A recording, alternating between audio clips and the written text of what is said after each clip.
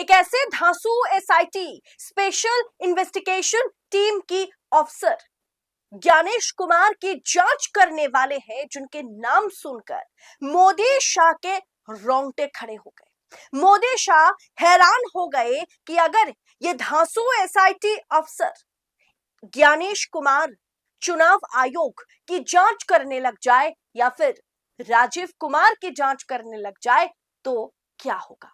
राहुल गांधी ने एक ऐसे अफसर को सामने लाकर खड़ा कर दिया है जिस अफसर से भाजपा के कई बड़े नेता डरते हैं। मोदी शाह भी कहीं ना कहीं उनसे डरते हुए नजर आते हैं दोस्तों। और ज्ञानेश कुमार को लेकर एक बहुत बड़ी बात कही जा रही है कि ज्ञानेश कुमार के खिलाफ एक बड़ी इन्वेस्टिगेशन शुरू की जाएगी। एक ऐसे अफसर को राहुल गांधी ने सामने लाकर खड़ा कर दिया जिसका कार्ड भाजपा से नहीं बन पा रहा। दोस्तों, हमारे साथ वरिष्ठ पत्रकार मौजूद है अदिति, आप उनकी इस रिपोर्ट को देखिए। दोस्तों नमस्कार, स्वागत है आपका 4 PM पर। मैं हूं आपके साथ अदिति। एक ऐसे धांसू एसआईटी स्पेशल इन्वेस्टिगेशन टीम की अफसर ज्ञानेश कुमार की जांच करने वाले हैं जिनके नाम सुनकर मोदी शाह के रोंगटे खड़े हो जाते हैं। मोदी शाह के सुनकर नाम। अगर ये धांसू एसआईटी अफसर ज्ञानेश कुमार चुनाव आयोग की जांच करने लग जाए या फिर राजीव कुमार की अगर पिन के पास से टूट जाए तो टेप लगाने की गति। दरअसल ये कोई ऐसे वैसे एसआईटी अफसर नहीं है, कोई ऐसे वैसे पुलिस अफसर नहीं है। दरअसल राहुल गांधी के जाल में चुनाव आयोग इस तरह से फंस गए हैं, इस तरह से फंसा हुआ है कि अब आगे ना वो निकल सकते ना पीछे जा सकते हैं, ना वो बैकफुट पर आ सकते हैं और ना ही आगे चल के कुएं में कूद सकते हैं। दरअसल आगे कुआं और पीछे खाई, वही वाली कहावत बन रही है, आगे कुआं पीछे खाई।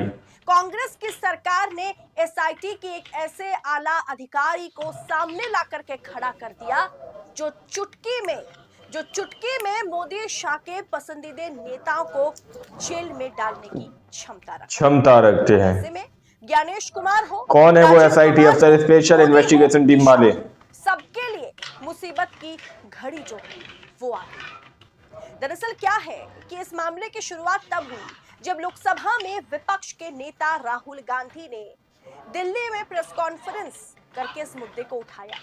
आपको पता होगा कि 2023 विधानसभा चुनाव से पहले फर्जी फॉर्म 17C या फॉर्म 7 के जरिए 5,994 वोटरों को मतदाता सूची से हटाने की कोशिश की गई थी। सीआईडी की प्रारंभिक, आपको पता होगा कि राहुल गांधी ने अपने प्रेस कॉन्फ्रेंस में यह भी कहा कि सीआईडी पिछले 18 महीने से चुनाव आयोग के इस मुद्दे को लेकर के या चुनाव के इस मुद्दे को लेकर के, धांधली को लेकर के, वोटर लिस्ट और जिस तरीके से वोट डिलीट किए जा रहे हैं, इस मुद्दे को लेकर के कर्नाटक सीआईडी जांच कर रही है, लेकिन किसी भी प्रकार से चुनाव आयोग सहयोगिता करने से इनकार कर रहा है। सीआईडी की प्रारंभिक जांच रोक दी गई थी क्योंकि आरोपों के मुताबिक चुनाव आयोग ने तकनीकी डेटा उपलब्ध नहीं कराया था, किसी भी प्रकार की हेल्प मदद नहीं कर रहा था चुनाव आयोग। अब क्या हुआ कि अब एक एसआईटी गठित कर दिया गया, एसआईटी इन्वेस्टिगेशन टीम, और इस टीम को जो लीड कर रहे हैं उनके नाम का ऐलान होते ही तहलका मच गया है। ये जो एसआईटी का गठन हुआ है, कर्नाटक सरकार ने एसआईटी का गठन किया। दरअसल ये राहुल गांधी के एक तरीके से आप कह सकते हैं कि वोट चोरी का जो मुद्दा है उसी से जुड़ा हुआ है और उसी के चलते हमने देखा कि आलंद में क्या हुआ, कर्नाटक में किस तरीके से वोट चोरी को, मतलब जिस तरीके की वोट चोरी हुई है, वोटर लिस्ट से वोटरों के नाम हटाए गए, वोट डिलीट किए गए, इन तमाम चीजों को उठाया गया और ये सब कुछ कर्नाटक को उदाहरण में रखते हुए राहुल गांधी सामने रख रहे हैं क्योंकि वहां उनकी सरकार है और स्पेशल इन्वेस्टिगेशन टीम का गठन किया गया ताकि दूध का दूध और पानी का पानी कर्नाटक में हो जाए। क्योंकि अगर किसी भाजपा शासित प्रदेशों में ऐसा करने की कोशिश होती है तो वहां के जो स्टेट गवर्नमेंट है वो राहुल गांधी को पूरी तरह से रोकने का काम करने वाली है, इसीलिए कर्नाटक को चुना गया। और क्या दांव राहुल गांधी खेल रहे हैं, मतलब नहले पे दहला वो चल रहे हैं।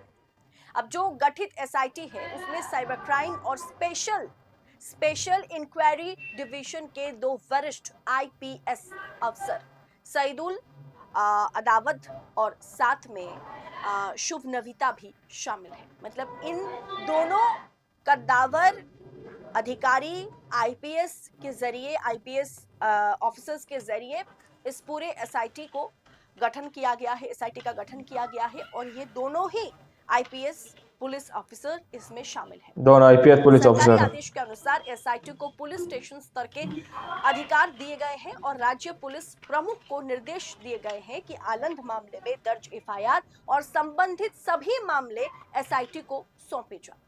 ये धांसू पुलिस ऑफिसर जो ज्ञानेश कुमार की जांच करने वाले हैं, जिनका नाम सुनकर के हर कोई हैरान हो गया, जिनके अंडर ये दोनों आईपीएस काम करेंगे और पूरी की पूरी टीम काम करेगी और इस टीम का जिन्होंने गठन किया वो कोई और नहीं बल्कि बीके सिंह है। बीके सिंह है। ये वही बीके सिंह है जिन्होंने मोदी के लाडले नेता, जी हाँ, कर्नाटक में आपको याद है ना वो सीडी कांड, मोदी जी के बहुत ही चहीते पूर्व प्रधानमंत्री रहे देवे गौड़ा के जो नाती है, उनके ग्रैंडसन, आपको प्रज्वल रेवन्ना की बात तो आपको याद है ना, जिन्होंने महिलाओं के साथ दुष्कर्म किया और उसके बाद उसका सीडी बनवा करके रखा करता था और महज एक साल के भीतर इसी बीके सिंह ने उन्हें जेल में डालने का काम किया। ये रोंगटे खड़े हो जाते मोदी शाह के सुनकर नाम। एसआईटी को लीड करने वाले ऐवे कोई पुलिस अधिकारी नहीं है। बीके सिंह की अगुवाई में बनी टीम जांच करेगी आलंद केबल अगर पिन के पास से टूट जाए तो टेप लगाने की चोरी के आरोपों की जांच एसआईटी करेगी और बीके सिंह की अगुवाई में ये एसआईटी की टीम बनी है।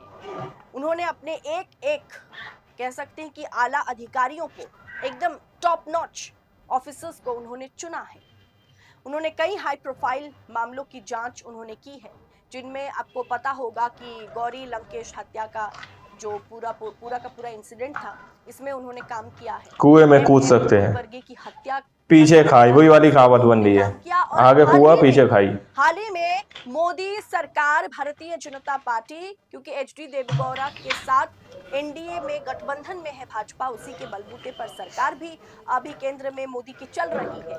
अब वो बिल्कुल चुनाव से पहले क्षमता रखते हैं। सांसद प्रज्वल रेवन्ना, कौन है वो एसआईटी अफसर, स्पेशल इन्वेस्टिगेशन टीम वाले? कांड सामने आया था जिसे पूरी तरीके से मतलब छुपाने का प्रयास किया गया, प्रज्वल रेवन्ना को बचाने की कोशिश की गई, लेकिन यही बीके सिंह वो अधिकारी है, वो ऑफिसर है जिन्होंने प्रज्वल रेवन्ना को, प्रदेश के पूर्व मुख्यमंत्री के बेटे और पूर्व प्रधानमंत्री के पोते को भी जेल में डालने का काम किया, वो भी महज एक साल के भीतर। बाकी आपको पता है ऐसे अमूमन इस तरह के केसेस में क्या कुछ होता है, किस तरीके से ट्रायल पे ट्रायल चलाया जाता है, तारीख पे तारीख दी जाती है कोर्ट में, लेकिन बीके सिंह के चलते इस केस को एक साल के भीतर मतलब सल्टा दिया गया और उन्हें पूरी तरीके से जेल में डाला गया। अब ऐसे में उनके नेतृत्व में ही प्रज्वल रेवन्ना का